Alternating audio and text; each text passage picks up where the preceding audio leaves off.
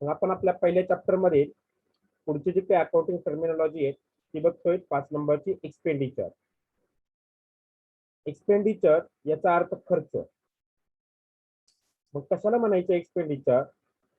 तर व्यवसाय, आपण जे काही टर्म्स बघतोय हे व्यवसायाच्या दृष्टीने बघतोय, कारण अकाउंटिंग हे व्यवसायाचं केलं जातं.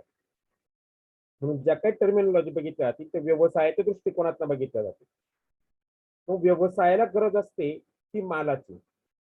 त्यानंतर व्यवसाय सुरू ठेवण्यासाठी किंवा तो व्यवस्थित चालू ठेवण्यासाठी काही खर्च करावे लागतात किंवा काही सर्व्हिसेस त्याला घ्याव्या लागतात.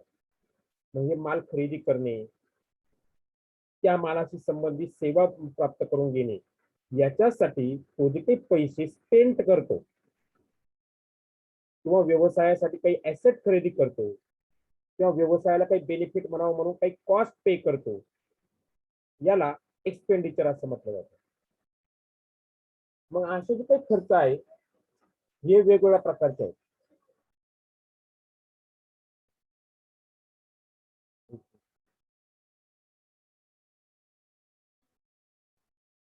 मग असे जे काही खर्च आहे, एक्सपेन्सेस आहेत, याचे 3 कॅटेगरीज मध्ये डिवायडेशन केलेलं आहे. म्हणजे जनरली एक्सपेंडिचरचे 3 टाइप्स आहेत. पहिला एक्सपेंडिचर आहे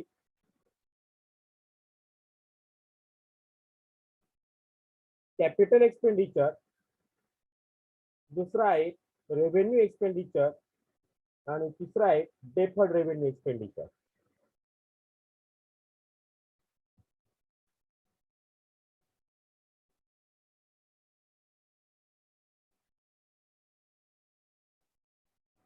मग बघा, हे जे काही एक्सपेंडिचर आहे त्याचे 3 प्रकार केलेले आहेत.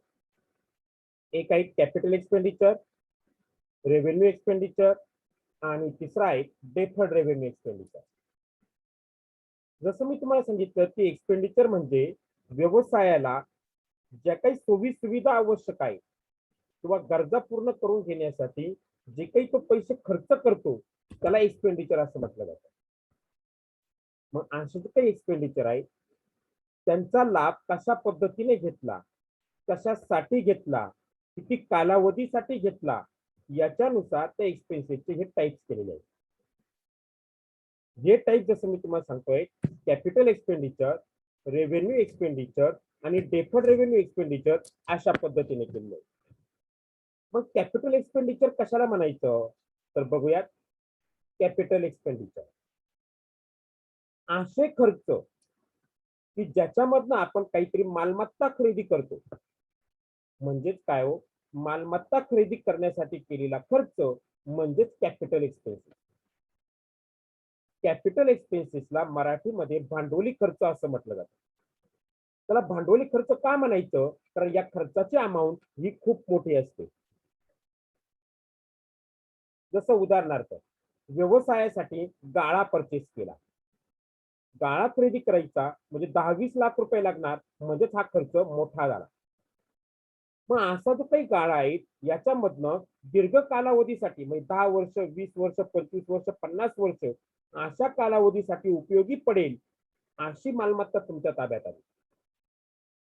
त्याच्यामुळे तुमच्या व्यवसायाची किंवा आपली मालमत्ता वाढणे म्हणजे आपली इस्टेट किंवा आपल्या प्रॉपर्टीमध्ये भर पडणे.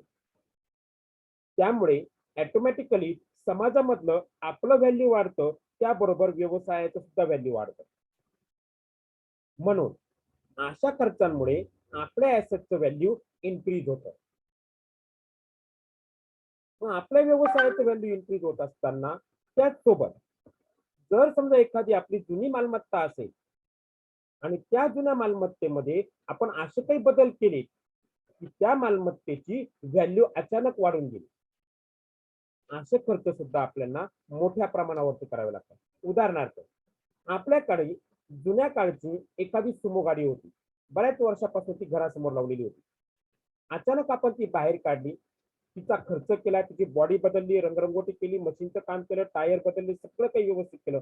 आता ती गाडी वापरणे योग्य झाली, पण ही वापरणे योग्य होईपर्यंत आपल्याला तिच्यावरती खूप मोठा खर्च करावा लागला, कारण ते 5-10 हजारात किंवा 40-40 हजारात होणारं काम नाही. मग असा जो काही खर्च आहे त्याच्यामुळे ऍसेटला जीवनदान मिळालं किंवा नवीन जीवन मिळालं, त्याच्यामुळे ती पुन्हा काम करू लागली, असे जे काही खर्च आहेत याला सुद्धा कॅपिटल एक्सपेंडिचर असं म्हटलं जातं. उदाहरणार्थ जुनं पडलेलं घर आपण पुन्हा नव्याने बांधतो, कॅपिटल एक्सपेंडिचर होणार.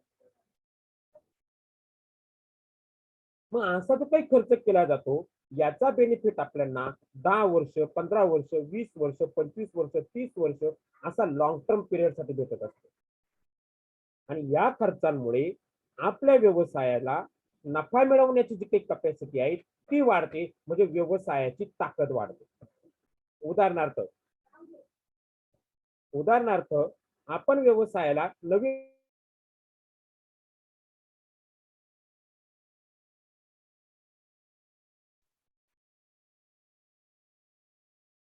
मग असे जे काही खर्च आहे या खर्चांमुळे आपल्या व्यवसायाची, उत्पादनाची, विक्रीची, खरेदीची, मॅनेजमेंटची या सगळी ताकद आपली वाढते. म्हणूनच उदाहरणार्थ जर सांगायचं झालं तर व्यवसायाला आपण नवीन मशिनरी खरेदी केल्या, व्यवसायामध्ये नवीन मशिनरी खरेदी केल्यात म्हणजे नवीन टेक्नॉलॉजीमुळे आपल्या व्यवसायाची जी काही प्रोडक्शन कॅपॅसिटी आहे वाढून जाईल. जास्त प्रोडक्शन झालं जास्त विक्री होईल, जास्त विक्री झाली म्हणजे व्यवसायाला जास्त नफा होईल. नवीन मशिनरी असल्यामुळे आपल्याला त्या मेंटेन करण्यासाठी खर्चही कमी लागतो. मग असे जे काही खर्च आहे जे व्यवसायाची कॅपॅबिलिटी, व्यवसायाची इफिशियन्सी, व्यवसायाची स्ट्रेंथ हे वाढवण्यासाठी मदत करतात, त्यांना कॅपिटल एक्सपेंडिचर म्हटलं जातं. पण आता या खर्चांची जी रक्कम असते ती मोठी असते, त्यामुळे आपण असं म्हणू शकत नाही की व्यवसायाला आपण 50 लाख रुपयाची मशिनरी खरेदी करून दिली, व्यवसायाने या वर्षी आपल्याला 1 कोटी रुपयांचा व्यवसाय करून दिला आणि त्यातलं लगेच मशिनरीचे 50 लाख रुपये वजा करा असं आपण म्हणू शकत नाही. म्हणजेच काय, त्या मशिनरीचे पैसे आपण लगेच एका वर्षामध्ये आपण मिळवलेल्या उत्पन्नातून वजावट घेऊ शकत नाही, वजा करू शकत नाही, म्हणजे भरपाई घेऊ शकत नाही. यालाच म्हटलं जातं रिकरिंग करू शकत नाही. म्हणजे असे कॅपिटल एक्सपेंडिचर हे एका वर्षामध्ये रिकवर होत नाही. अशा एक्सपेन्सेस रिकवर होण्यासाठी आपल्याला ते थोड्या थोड्या प्रमाणामध्ये रिकवर करावे लागतात, ज्याप्रमाणे ती ऍसेट वापरली जाईल त्या पद्धतीने. मग यालाच त्या ऍसेट वरती डेप्रिसिएशन घेणे असं म्हणतात. म्हणून अशा एक्सपेन्सेसला, अशा कॅपिटल एक्सपेंडिचरला नॉन रिकरिंग इन नेचर असं म्हटलं जातं.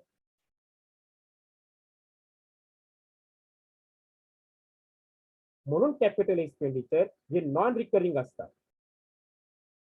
दुसरा जो काही एक्सपेन्सेसचा प्रकार आहे तो आहे revenue expenditure.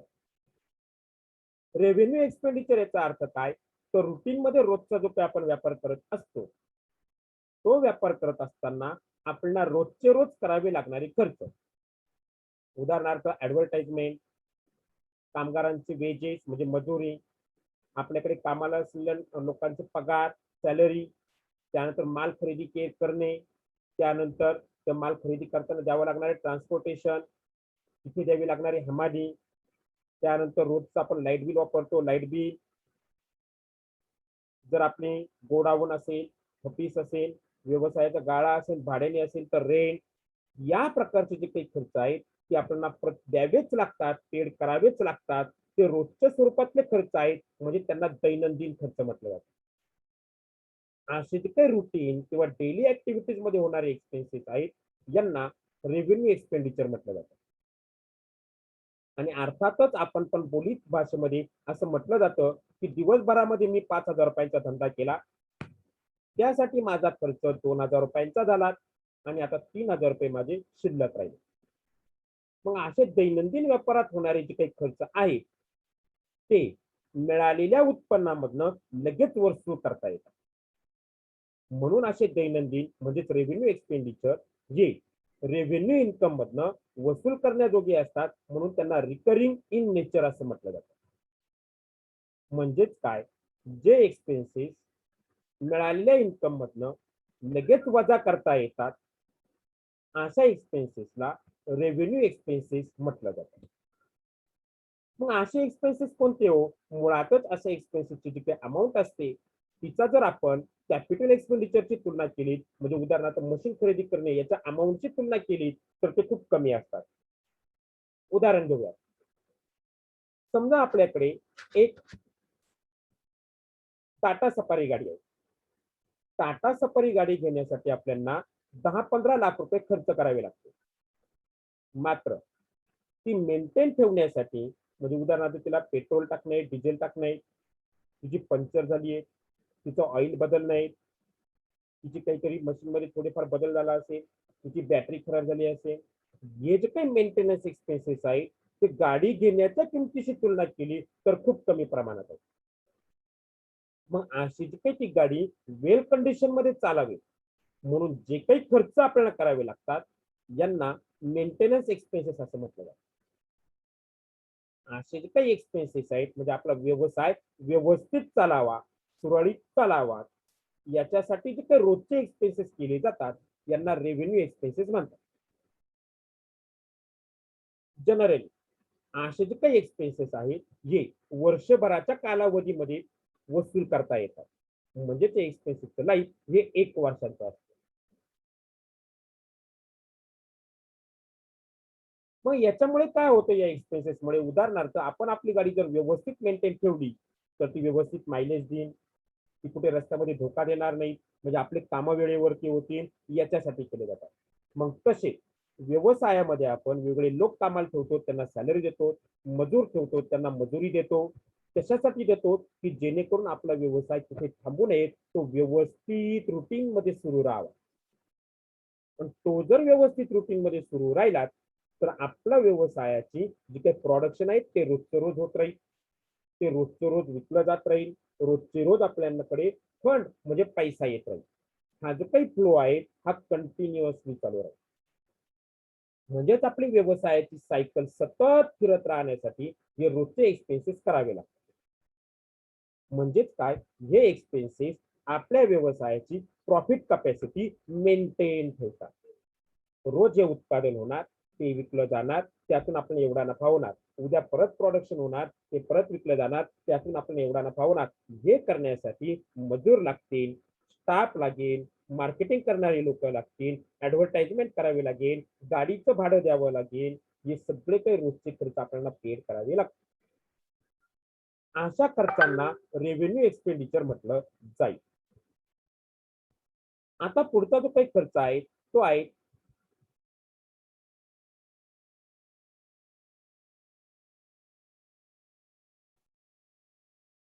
Deferred revenue expenditure. आपला हा तिसरा प्रकार, डेफर्ड रेव्हेन्यू एक्सपेंडिचर. आता डेफर्ड रेव्हेन्यू एक्सपेंडिचर म्हणजे काय, तर डेफर्ड रेव्हेन्यू एक्सपेंडिचर याचा अर्थ असे खर्च की जे आपण एका वर्षापेक्षा जास्त कालावधीसाठी करतो. उदाहरण घेऊ. उदाहरणार्थ आपण एक गाळा भाड्याने घेतला.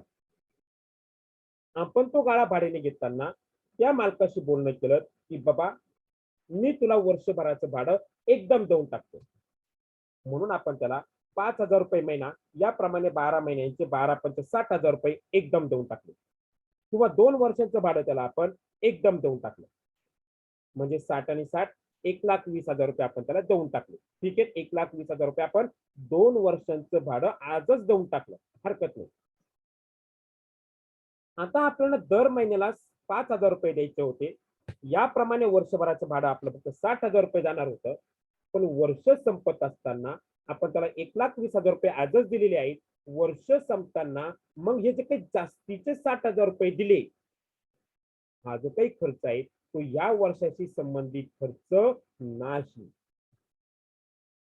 हा खर्च पुढच्या वर्षाशी संबंधित आहे, म्हणजेच आपण तो आगाऊ केलेला खर्च आहे.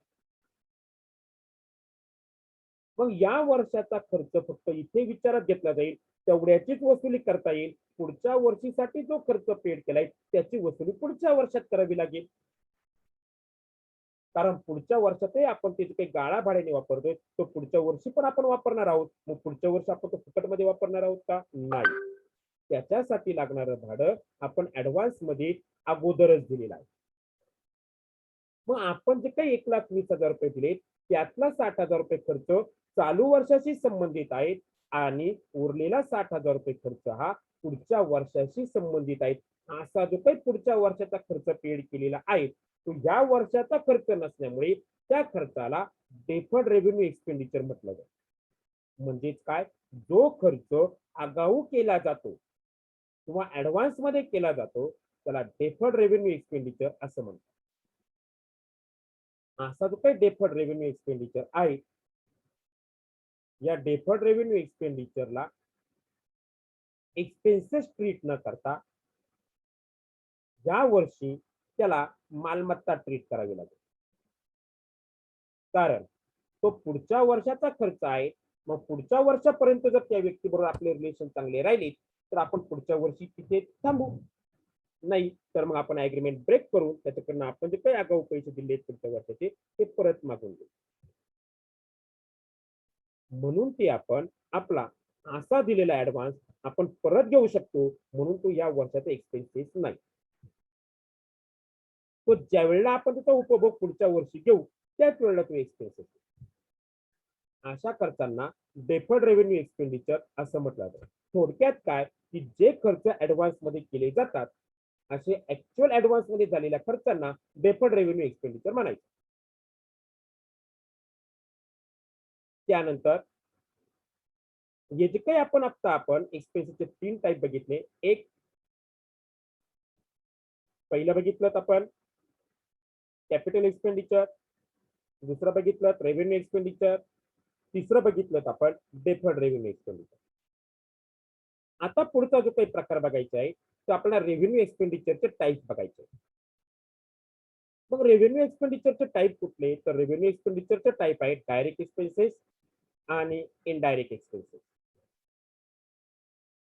आता जसं मी तुम्हाला अगोदरच सांगितलं की रेव्हेन्यू एक्सपेंडिचर याचा अर्थ दैनंदिन व्यवसाय करत असताना जे काही रोजचे रोज खर्च करावे लागतात, उदाहरणार्थ advertisement, wedges, transportation, salary, light bill, rent, या जे खर्चांना रेव्हेन्यू एक्सपेंडिचर म्हणतात. पण हे खर्च सुद्धा 2 कॅटेगरीमध्ये विभागले जातात, एक डायरेक्ट आणि दुसरा एक इनडायरेक्ट. मग डायरेक्ट एक्सपेन्सेस कशाला म्हणायचं आणि इनडायरेक्ट एक्सपेन्सेस कशाला म्हणायचं. मग व्यवसायाच्या ज्या काही ऍक्टिव्हिटीज आहेत या ऍक्टिव्हिटीज नुसार या खर्चांचे डायरेक्ट आणि इनडायरेक्ट असे 2 पार्ट केले. मग कुठल्या कशा ऍक्टिव्हिटीजचे 2 पार्ट केले येतो, ते एक जी मालाच्या खरेदीशी रिलेटेड आहे आणि नंबर 2 जे जनरल मॅनेजमेंट आहे. जनरल मॅनेजमेंट याच्यामध्ये विक्री हे पण समाविष्ट असेल. मग जे खर्च मालाच्या उत्पादनाशी किंवा मालाच्या खरेदीशी डायरेक्ट रिलेटेड आहे, म्हणजे जे खर्च मालाशी डायरेक्ट रिलेटेड आहे अशा खर्चांना डायरेक्ट एक्सपेंडिचर म्हणतात.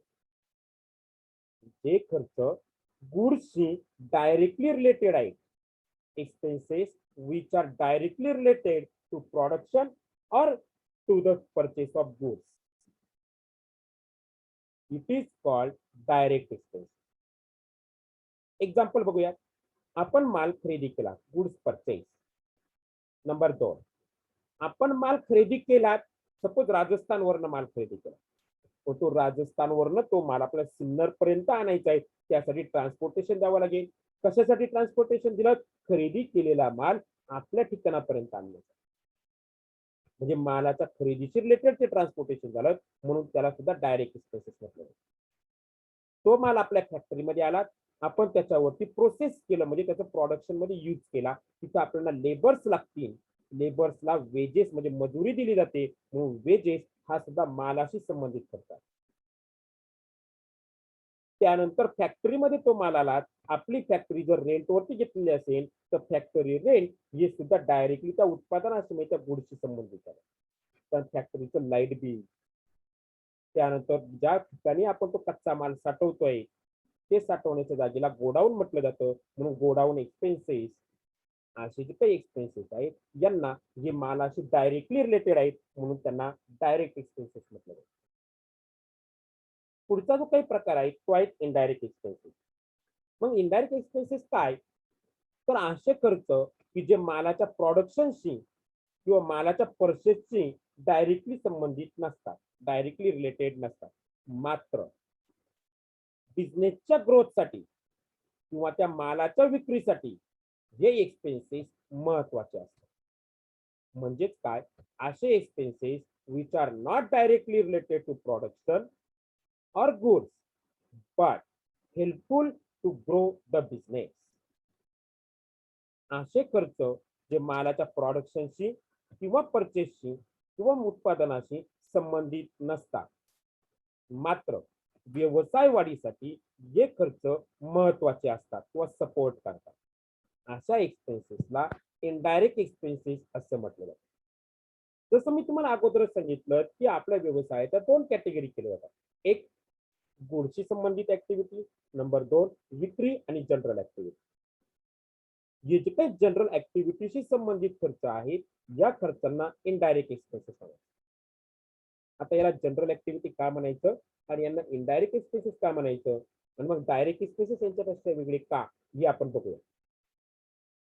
ज्या वेळेला आपण माल खरेदी करतो आणि तो आपल्या ठिकाणी आणतो, त्याच्यावरती आपण प्रक्रिया करतो, हे प्युअरली आपली प्रोडक्शनची ऍक्टिव्हिटी आहे. इथे आपल्या व्यवसायाचा गुडविलचा किंवा व्यवसायाच्या ऍडव्हर्टाइजमेंटचा कुठलाही संबंध आला नाही. मात्र ज्या वेळेला आपण मालाचं उत्पादन करतो आणि ते विक्रीसाठी बाहेर पाठवायचं असतं, तर त्या मालाच्या उत्पादनाबरोबर व्यवसायाचं नावलौकिक, त्याची गुडविल, म्हणजेच त्याची प्रतिष्ठा, ही सुद्धा आपल्याला डेव्हलप करावी लागते. म्हणजे तिची सुद्धा ऑटोमॅटिकली ऍडव्हर्टाइजमेंट होते. उदाहरण सांगतो, जसं आपण लक्स साबण वापरतो, मग लक्स साबणासाठी जी काही कंपनी आहे, ती कंपनी जे रॉ मटेरियल गोळा करते, ते रॉ मटेरियल गोळा करताना कंपनीला आपल्याला काही असं गुडविल वगैरे विचारात घ्यावं लागत नाही. परंतु ज्यावेळेला तो लक्स साबण बनवते, तेव्हा तो अट्रॅक्टिव्ह बनला पाहिजे, त्याचा आकार व्यवस्थित पाहिजे, त्याचा रंग व्यवस्थित पाहिजे, त्याचं पॅकिंग व्यवस्थित पाहिजे, त्या पॅकिंग वरती लक्स हे नाव सुद्धा व्यवस्थित पाहिजे, कंपनीचं नाव सुद्धा अट्रॅक्टिव्ह पाहिजे. त्याच्यामुळे ऑटोमॅटिकली त्या उत्पादनाबरोबर त्या व्यवसाय म्हणजे त्या कंपनीची सुद्धा ऍडव्हर्टाइजमेंट. उदाहरणार्थ fair and lovely. Fair and lovely मध्ये काय काय रॉ मटेरियल टाकलेलं आहे, तिथे गुडविलचा कुठलाच प्रश्न येत नाही. ते कोणी बघत नाही, त्याचा कुठेच विचार होत नाही. मात्र ते फेअर अँड लवली कशा पद्धतीने पॅक केली आहे, तिची ट्यूब कशी आहे, तिच्यावरती किती रंगसंगती आहे, कसे चित्र आहे, नंतर बॉक्स कसं वापरलंय, त्याच्यावरती जे काही मॉडेलचे चित्र आहे ते कशा पद्धतीने आहे, हे सगळं काही त्याच्याबरोबर त्या कंपनीची मग ऍडव्हर्टाइजमेंट होते. त्यामुळे अशा खर्च जे काही आहेत जनरल एक्सपेन्सेस, याच्यामध्ये मल्टिपल उद्देश असतो. या मल्टिपल उद्देशांमध्ये प्रत्येक खर्चासाठी किती ही कॅटेगरी करणं शक्य होत नाही. म्हणून अशा एक्सपेन्सेसला इनडायरेक्ट एक्सपेंडिचर असं म्हणतात. अशा खर्चामध्ये काय काय येतं, तर व्यवसायाची केलेली ऍडव्हर्टाइजमेंट, त्यानंतर माल विक्री करताना केलेलं ट्रान्सपोर्टेशन, कस्टमर, जेणेकरून कस्टमरला जर आपण जर सोय दिली तर आपल्याकडे जास्तीत जास्त कस्टमर अट्रॅक्ट होतील. त्यानंतर लाईट बिल. 10:30 वाजता मी मलाच पाय तिला नेऊन सोडायला लागले, ते माकड आहे, तिला खूप किती. ऑफिसमध्ये कामाला असलेल्या लोकांना दिलेली सॅलरी,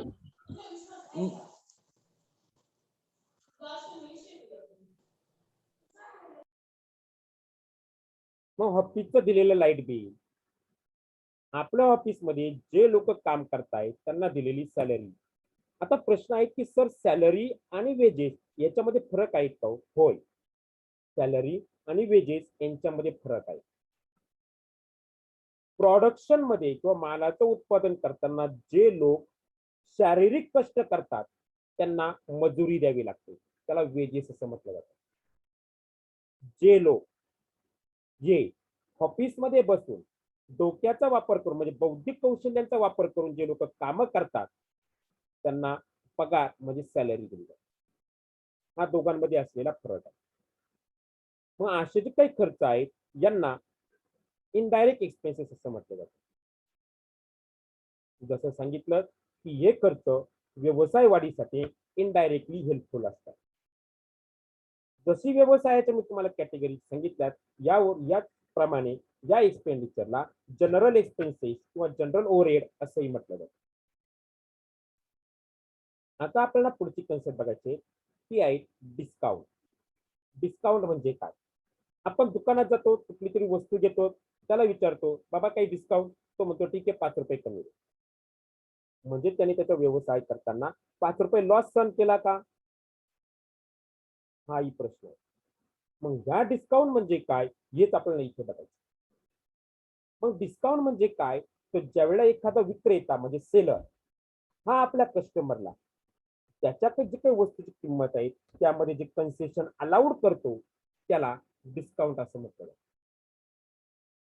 म्हणजे सेलरने बायरला वस्तू विकताना जी काही किंमत घटवली तेवढ्याने ती किंमत घटवली. उदाहरणार्थ 500 रुपयांची वस्तू 400 रुपयाला द्यायला तयार झाला म्हणजे त्याने 100 रुपये कन्सेशन दिले. मग असं जे काही कन्सेशन आहे हे कन्सेशन त्या विक्रेत्याला लॉस देतं कारण किंमत कमी झाली, त्याचा नफा घटवतो. पण प्रत्येक दिलेलं कन्सेशन हा लॉस असतोच असं नाही. त्या लॉसच्या नेचरवरती तो लॉस म्हणजे ते डिस्काउंट बुक्स ऑफ अकाउंट मध्ये रेकॉर्ड करायचा किंवा नाही हे ठरतं. उदाहरण घेऊ. सपोज आपण रस्त्याने चाललो होतो, एका दुकानामध्ये छान ड्रेस लावलेला होता, आवडला. आपण दुकानमध्ये गेलो, दुकानदाराला किंमत विचारली. दुकानदाराने आपल्याला त्याची किंमत 3000 रुपये सांगितली.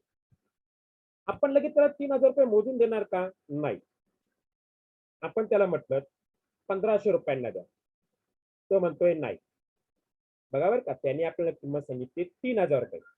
आपण सुरुवात करतोय 50% पासून 1500 रुपयांपासून, तो म्हणतो नाही. तो म्हणतोय मी तुम्हाला 3000 रुपयाचा ड्रेस आहे 2500 रुपयांना द्यायला मी तयार आहे. म्हणजे त्याने 500 रुपये काय केले, तो कमी केले. मग हा 500 रुपये त्याला लॉस झालात का, नाही. त्याने जे काही 3000 रुपये तुम्हाला किंमत सांगितली आहे ती त्याने वस्तूची केलेली ऑफर आहे, त्याला टॅग प्राइस असंही म्हटलं जातं, त्याला ऑफर प्राइस असंही म्हटलं जातं किंवा त्याला कॅटलॉग प्राइस असंही म्हटलं जातं. आता आपण या प्राइस मध्ये बार्गेनिंग करू शकतो. मग आता तो 2500 रुपयावरती आला, आपण 1500 रुपयावरती होतो. आपण त्या 1500 रुपयांवरून आपण त्याला म्हटलं शेवट 2000 रुपयाला घेईल. तो म्हणतोय ठीक आहे 2200 रुपये द्या. आपण म्हणतो नाही 2000 रुपयांना मी घेईल. तो 2000 रुपयांना आपल्याला ती वस्तू द्यायला तयार झाला. 3000 रुपयांची वस्तू तो ड्रेस 2000 रुपयांना द्यायला तयार झाला. याचा अर्थ त्याला 1000 रुपये लॉस झालात का, नाही.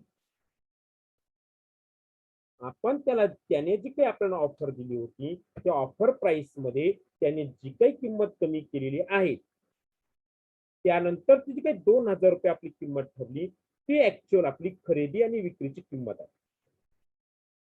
तो झालेला खरा व्यवहार आहे. त्यामुळे केलेली ऑफर प्राइस आणि झालेली व्यवहारांची प्राइस हा जो काही मधला गॅप आहे हा त्या विक्रेत्याचा लॉस नसतो आणि खरेदीदाराचा सुद्धा प्रॉफिट नसतो. कारण त्याने ऑफर प्राइस करताना मुळातच ती वस्तूची किंमत वाढवून सांगितलेली असते. आणि जी काही वाढवून सांगितली किंमत आपण बोलचाल करून घटवतो त्याच्यामध्ये जी काही घट झाली याला ट्रेड डिस्काउंट असं म्हटलं. याला काय म्हटलं जातं, ट्रेड डिस्काउंट. असा जो काही डिस्काउंट आहे हा डिस्काउंट आपली वस्तू विकली जावी याच्यासाठी सेलर कडनं बायरला दिला जातो किंवा जास्तीत जास्त विक्री व्हावी याच्यासाठी सेलर कडनं बायरला दिला जातो. म्हणून असा डिस्काउंट हा व्यवसायाचा लॉस होत नाही आणि म्हणून हा अकाउंट मध्ये घेतला जातो. याची नोंद अकाउंट मध्ये होत नाही कारण तो लॉस नाही आणि खरेदीदाराचाही प्रॉफिट नाही. मात्र समजा आपण ती 2000 रुपयांना वस्तू घेतली, आपण म्हटलं उधारीच्या खात्यावरती लिहून ठेवू. ठीक आहे. आता त्या दुकानदार आहे त्याला पैशांची गरज आहे. तो म्हणतो भाऊ तेवढे पैसे पाठवा 2000 रुपये. आपण त्याला म्हणतोय की मी तुम्हाला महिना सांगितला होता अजून महिना झालाच नाही. तो म्हणतो मला पैशांची अडचण आहे, एक काम करा 2000 रुपये द्यायचे ना तुम्ही 1800 रुपये मला देऊन टाका आणि विषय मिटवून टाका, पण आज मला गरज आहे. म्हणजे जो काही आपला ऍक्च्युअल व्यवहार झाला होता 2000 रुपयांना आता त्याच्यामध्ये तो 200 रुपये लॉस सहन करायला तयार आहे, कारण त्याला इमिजिएट पैशांची आवश्यकता आहे. अशी फास्ट रिकव्हरी होण्यासाठी किंवा इमिजिएट पैशांची वसुली होण्यासाठी विक्रेत्याकडनं आपल्या कस्टमरला जो काही डिस्काउंट दिला जातो याला कॅश डिस्काउंट असं म्हटलं जातं. आणि ही ऍक्च्युअल व्यवहारामध्ये सुद्धा त्याने डिस्काउंट दिला, हा त्याचा ऍक्च्युअल लॉस आहे. आणि हा जो काही कॅश डिस्काउंट आहे तो तो बुक्स ऑफ अकाउंट मध्ये रेकॉर्ड करेल.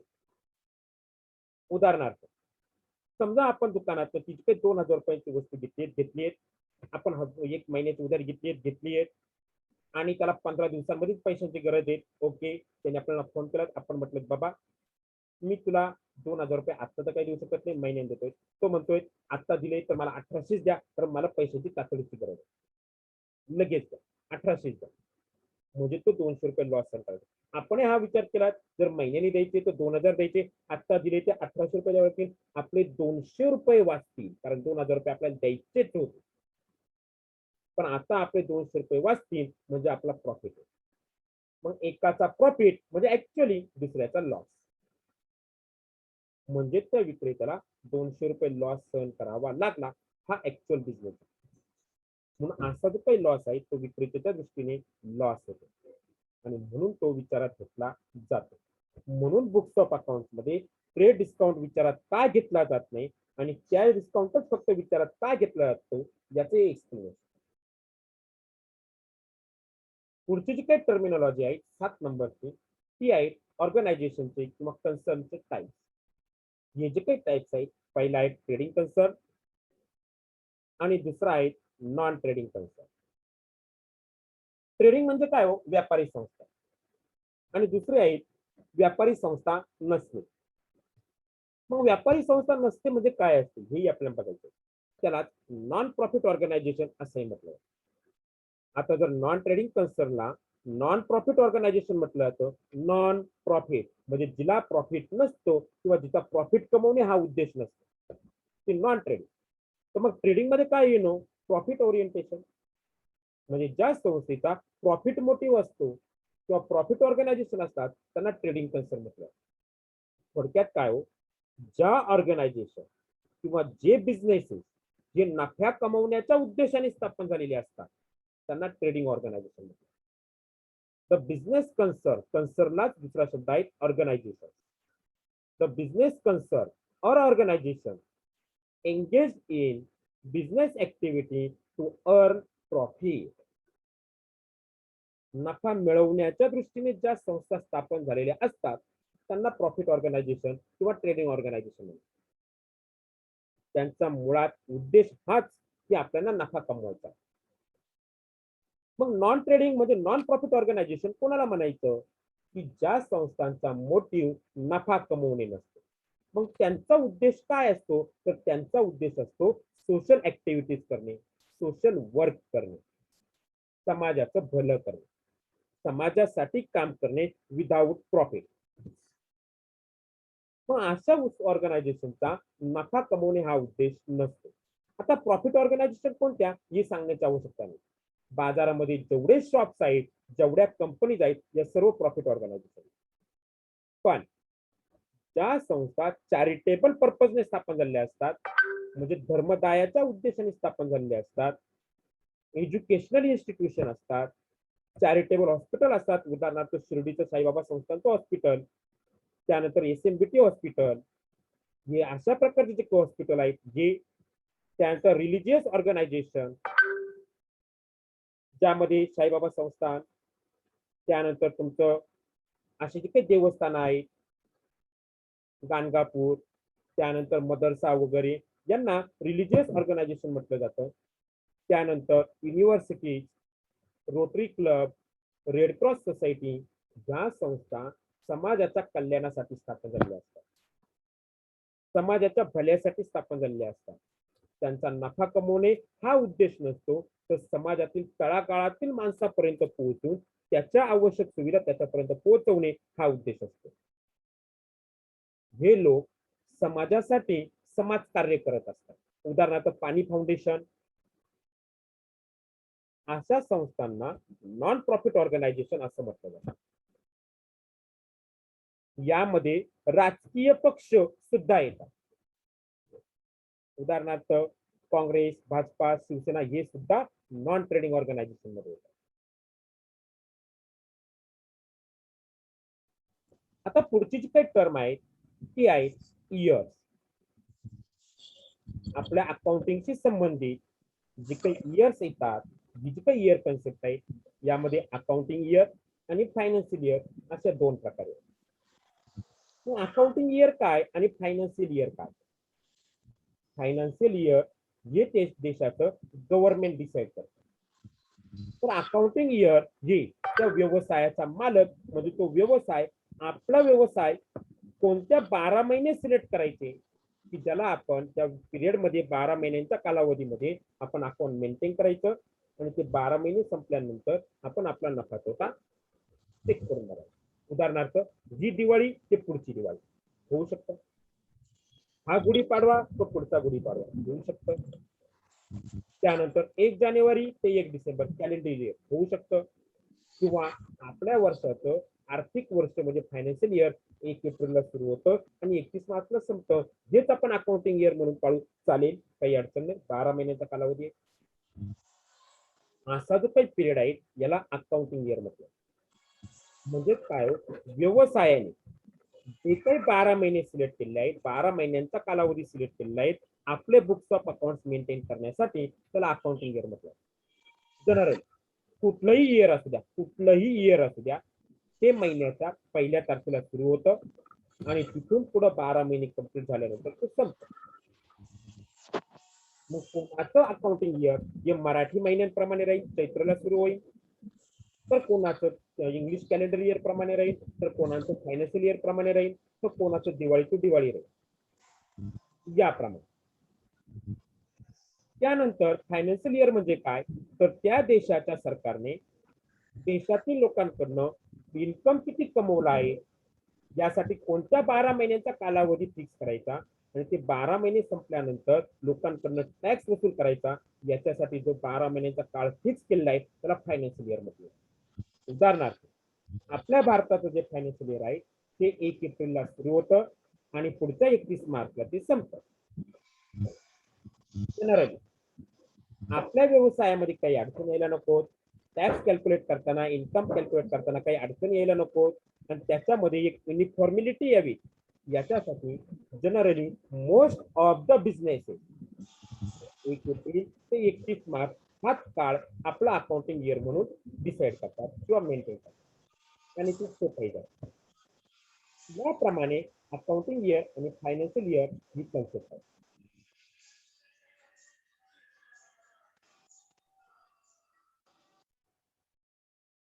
आता पुढची जी काही कन्सेप्ट आहे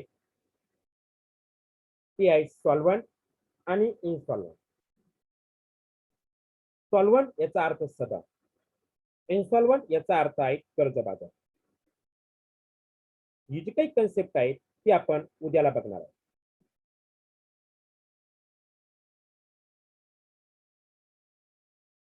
ठीक आहे.